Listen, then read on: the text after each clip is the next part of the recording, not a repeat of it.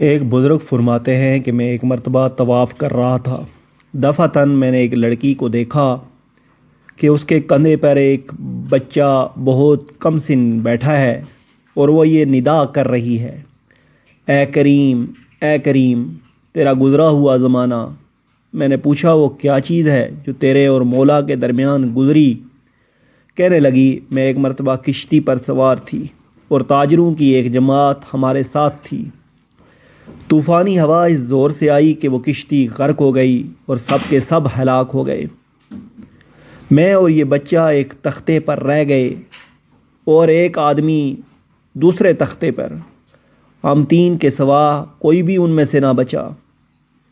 جب صبح کی روشنی پھوٹی تو اس حبشی نے مجھے دیکھا اور پانی کو ہٹاتا ہوا میرے تختے کے پاس پہنچ گیا، اور جب اس کا تختہ میرے تختے کے ساتھ مل گیا تو وہ بھی میرے تختے پر آ گیا اور مجھ سے بری بات کی خواہش کرنے لگا۔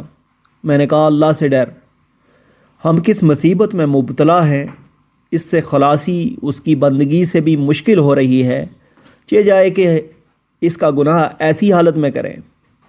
کہنے لگا ان باتوں کو چھوڑ، خدا کی قسم یہ کام ہو کر رہے گا۔ یہ بچہ میری گود میں تھا، سو رہا تھا۔ میں نے چپکے سے ایک چٹکی بھری جس سے یہ ایک دم رونے لگا۔ میں نے اس سے کہا اچھا ذرا ٹھہر جا، میں اس بچے کو سلا دوں، پھر جو مقدر میں ہوگا ہو جائے گا۔ اس بچے کی طرف ہاتھ بڑھا کر اس حبشی نے اس کو سمندر میں پھینک دیا۔ میں نے اللہ پاک سے کہا اے وہ پاک ذات جو آدمی کے اور اس کے دلی ارادے میں بھی حائل ہو جاتی ہے، میرے اور اس حبشی کے درمیان تو ہی اپنی طاقت اور قدرت سے جدائی کر دے، بے شک تو ہر چیز پر قادر ہے۔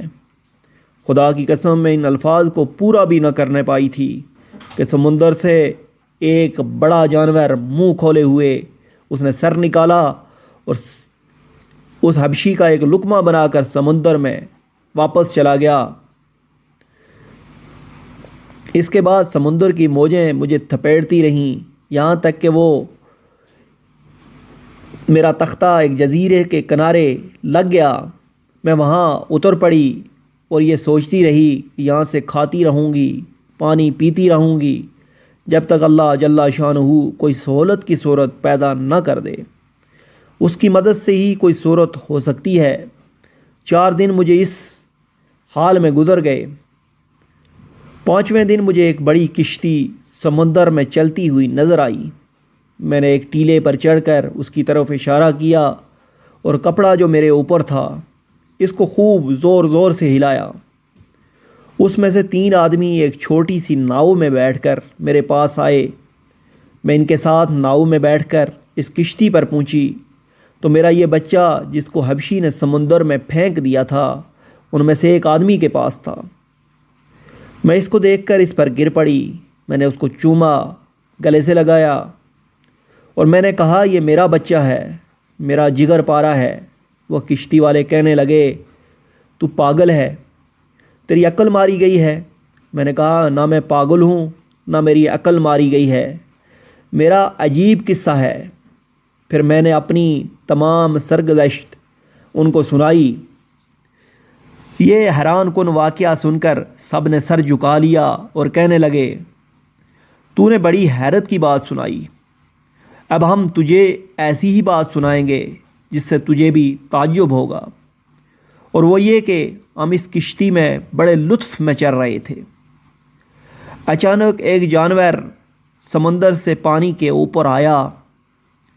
اس کی پشت پر یہ بچہ تھا اور اس کے ساتھ یہ غیبی آواز ہم نے سنی کہ اگر اس بچے کو اس کی پشت پر سے اٹھا کر اپنے ساتھ نہ دیا تو تمہاری کشتی ڈبو دی جائے گی۔ ہم میں سے ایک آدمی اٹھا اور اس بچے کو اس کی پشت پر سے اٹھا لیا اور وہ جانور پانی کے اندر چلا گیا۔ یہ دونوں واقعات بڑی حیرت کے ہیں۔ وہ کہنے لگی اللہ کی ذات کتنی مہربان ہے، اپنے بندوں کے احوال کی خبر رکھنے والی ہے اور مصیبت زدوں کی مصیبت کے وقت مدد کو پہنچنے والی ہے۔